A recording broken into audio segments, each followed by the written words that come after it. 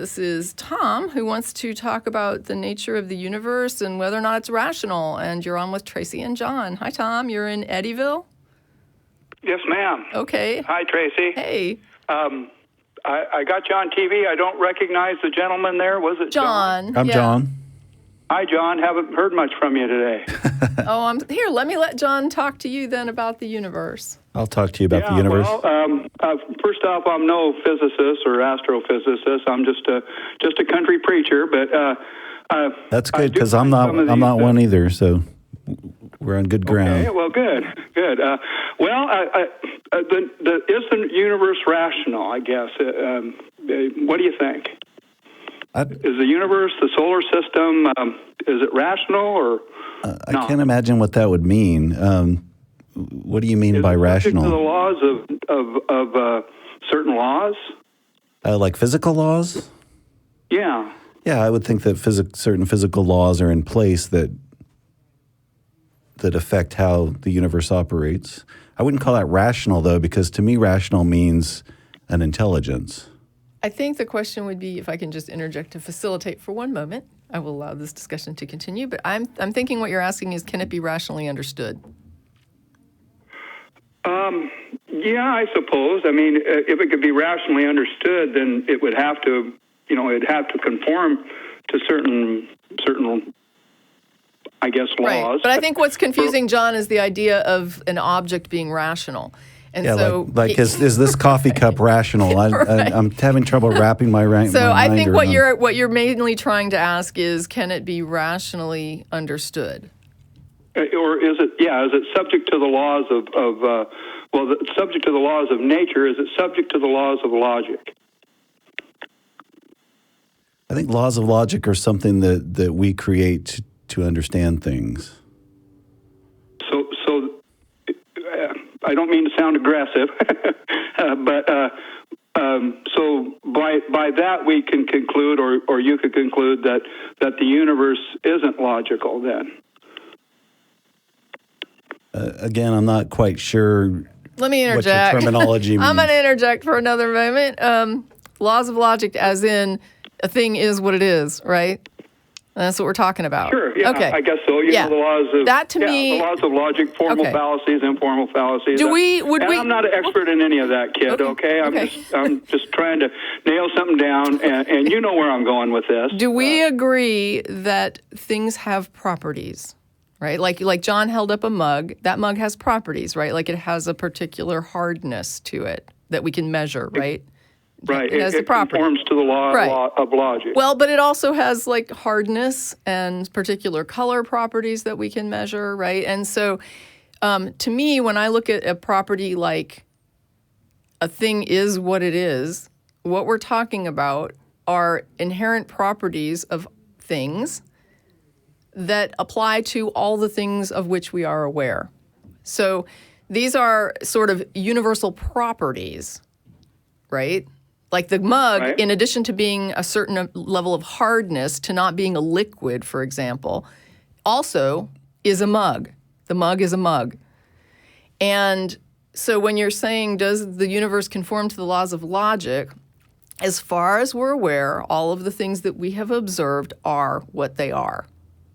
And in that capacity, it does conform to the laws of logic in the same way that the mug is hard, or the mug has a certain hardness to it that can be measured, or Can I interject? Sure. Yeah, because I want to know where you're going with this. Okay. Well, I kind of thought you guys might know. So the mug coincides with the law of identity, right? The mug is a mug, and it's not something else. Sure. Everything I'm aware of conforms to that.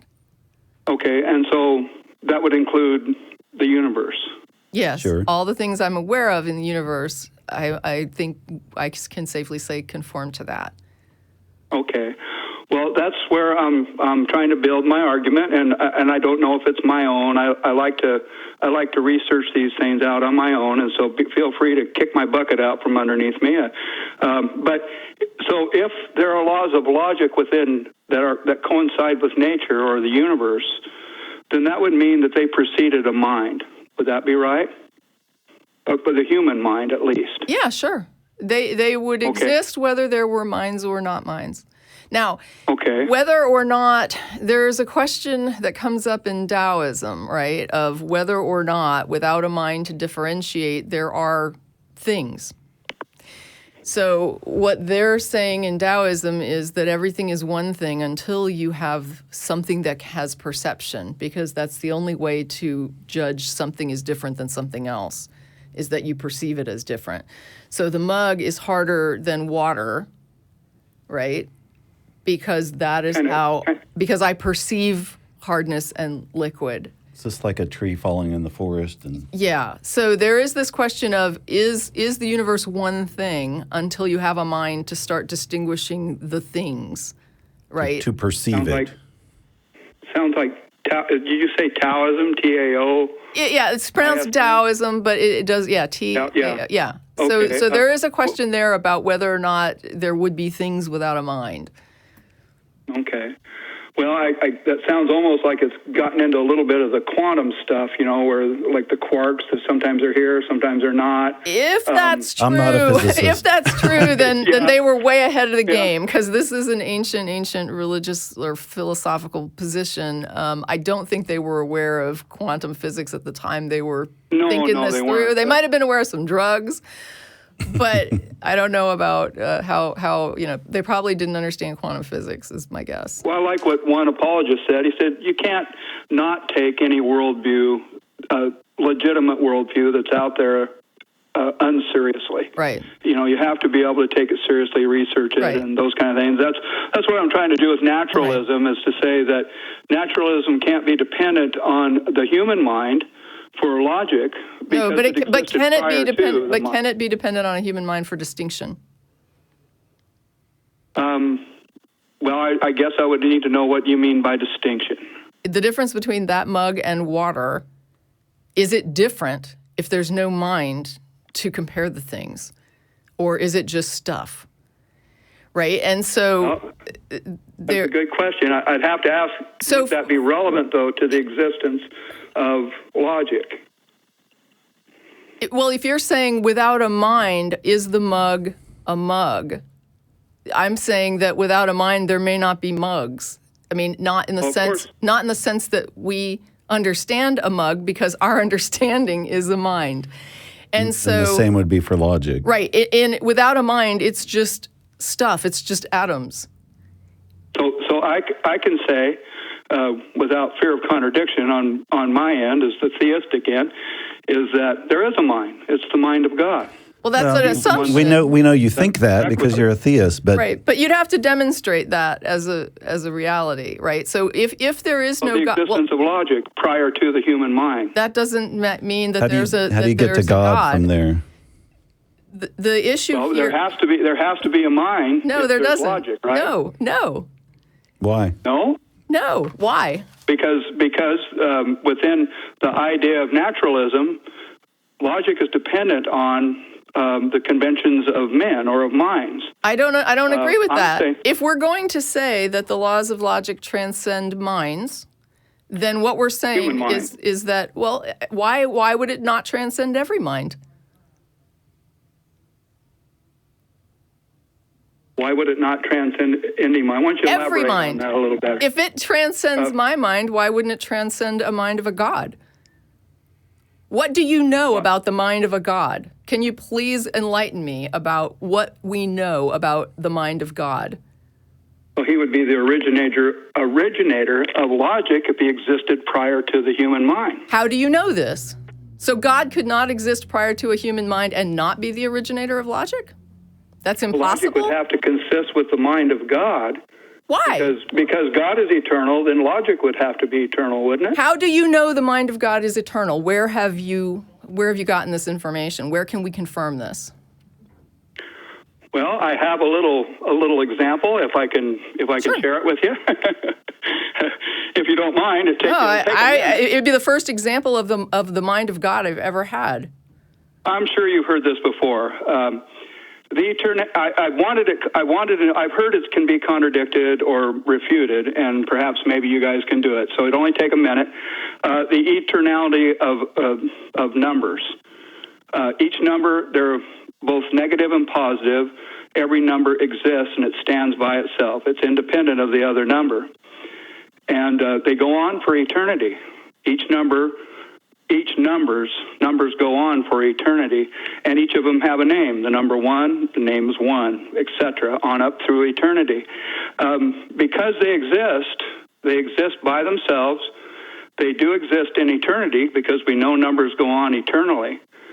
That number, every number off into eternity, has to have a mind that knows of its existence. No, it does not. Whoa, no, wait. it does not. Why? How? Where are you Giant getting to leap. that? Yeah, how did you get to that leap? Here's my thing, though. Let me just ask you this. If there is no God, then God is not the author of the laws of logic, correct? If there is no God, then God... yeah. Is that correct? Is that correct? I'll go okay. Well, I mean, it has to be correct. If there is no God, then the laws of logic are not a product of the mind of God, correct? I guess what I'm leaning towards, I'd say without God, there can be no laws of logic. And here's my thing. Things that do not exist cannot be the cause of other things. Is that true? Things that do not exist? Right, cannot be the cause of other things. Is that what you said? Yes. Things that do not exist that cannot be the cause of other things. Yes, that's true. Okay, so What you said is true. if you cannot demonstrate that a God exists, you cannot use it as a cause. If the laws of logic exist and you want to posit that God is the cause of those laws, then you need to demonstrate a God exists, and only then can it be put forward as a cause, as a valid cause. Okay, well, I guess and maybe I'm not nailing it down quite right. And like some atheist guys I know say, well, you'll win the Nobel Prize if you get this one down. I think the idea is that because, and you said you didn't agree with the idea that logic is man-made. Human logic, is not. You said it's not man-made. Well, you're talking about the laws of logic, the idea of Yes. a thing is what it is. Would that be the case without minds? And I'm saying I don't really know. It kind of depends on nuances of how you distinguish between things. But in general, the stuff that is would still be, and it would still be what it is, whether the mind was here or not. Now, whether there would be a mug is another question. There would be something, and it would be whatever it was. And that is, everything that I'm aware of is subject to that. But my issue is, if you want to say, I believe that God is the cause of the laws of logic, the next step to that hypothesis would be to demonstrate the existence of a God, or to come up with a test to test for the existence of a God, so that you could then say, I now have an existent thing that can account for this, because you have to be able to examine it and also demonstrate that it does, in fact, account for the laws of logic. Right now, you're asserting it as a hypothesis, but I'm asking how you plan to demonstrate it as a reality. Otherwise, it's just a circular argument. Well, I don't know. Maybe we're not getting anywhere here. I might have to call back another time. But no, we are. You're saying that you. I wasn't sure, Tracie, of what you said when you said that. When I asked the question, do the laws of logic, are they strictly natural? Do they only work through the mind of human beings?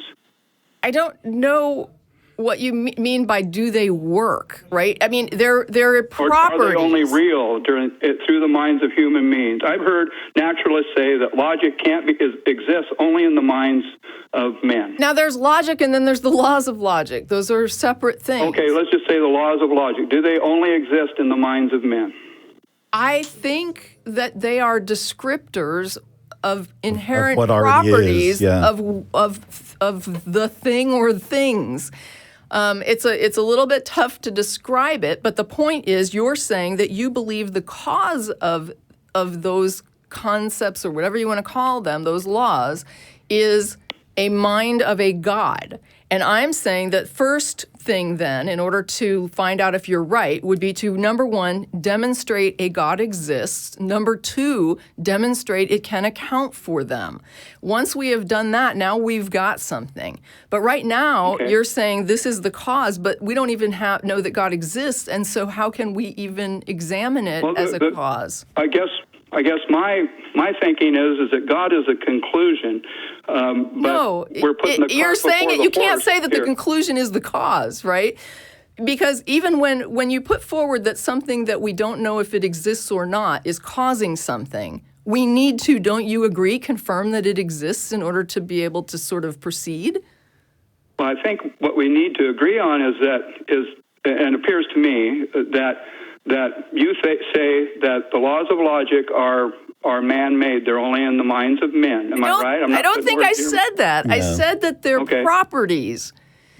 Now, whether or not, or to what extent those properties are impacted by perception is a big question. Properties from what? From what? They are properties of. No, they're properties of things, right? That we are, you can identify a thing. I can identify that mug is harder than water, right? I can just make that distinction. The hardness of the mug is then a property of the mug that I observe as a subjective observer. But I don't control it. I'm not making the mug however hard it is. I'm simply observing it's however hard it is. So the laws of logic existed prior to you determining. They are about the mug. attributes of, as far as we know, everything, right? I mean, they come from everything? They are attributes, just like hardness is an attribute. Where does hardness come what you from? mean by attribute. It's a property of the thing, a property of the mug. You're asking where does it come from? Where does the hardness of the mug come from? It comes from like the atomic structure, I guess, of the mug. So it exists. The laws of logic exist innately in the mug. I'm making an observation of something that is true about the universe around me. The observation is everything appears to be what it is. And that's an observation, but it's also an observation based on what I perceive. So the inputs that I'm getting from outside myself lead me to conclude that things are what they are. But these are properties. It's a property of something that I'm observing. It doesn't mean that she created the property. I'm not making things what they are. She's observing the property. But then see, the Taoists would say I do make things what they are. So it's kind of a weird. How do you draw conclusions? What rules do you use to draw conclusions? And did those rules exist prior to? And what I'm saying is whether the question here is things? really what causes the rules. And you're asserting that the cause of the rules is the mind of God. And I'm saying that's an interesting hypothesis. How do you intend to test it and to demonstrate that it's actually correct and not just something you think intuitively is right? Yeah, you're basically trying to make the argument that a God is necessary for those things to exist. And that's, I think, where the You have to demonstrate it. You can't Yeah. just assert it. You have to demonstrate it. A hypothesis is what you're putting forward here. You're saying this is what I think, and this makes sense to me. And I'm saying that's great. Now, how are you going to demonstrate it? Okay. Well, the way if I can just share, and then I'll go ahead and go. So you guys. Okay, because the way to demonstrate it, number one, is demonstrate that this cause exists. Because unless it exists, it cannot cause other things. It has to because exist. the laws of logic exist outside of the human mind, and the rules are a part of the universe. That means that, like exhibited through the laws of nature. How do you know that nature itself does not have that as an attribute? That those laws are not attributes of the natural universe? How do you know this? How do I know that It is that not an attribute gravitation of the and matter? natural universe. Yeah. Did they have a beginning? I don't know. Possibly I don't know. not. Gravity has gravity always existed? I don't know. Okay. So I don't know is your answer for the laws of nature, including gravity, matter, light? Well, if you're asking me when did they originate or did they have an origination, my answer is I don't know. If you're saying did gravity exist prior, for example, to this universe, I don't know. I don't know what existed prior to this universe. So yes, that's my answer. If you're asking what existed prior to the incarnation that we live in now, I don't know. Okay, well, that leads to another question, but I'll save it for another time. Unless you want me to go on. No, we do have other calls. I did want to say, though, that you kind of said you developed this on your own, but this is something other people have come up with. It's called Kalam, the Kalam cosmological argument. And the problem is that basically it's a giant leap, like we were trying to explain, that logic exists, therefore it must have come from a God. And the other problem, and that's the thing that I can never get past. Well, the other problem with an argument like this is that this is not the reason anyone believes in a God. This is literally masturbation, mental masturbation. This is people just going off and arguing to argue, because this is not the reason anybody believes in a God. This is an excuse that people use to tie up other people in useless philosophical discussions that really aren't relevant to why people believe or don't believe a God exists. It doesn't really help answer the question at all, and it's not really intended to. It's intended to be a diversion. Thank you very much. Goodbye. Right, thanks.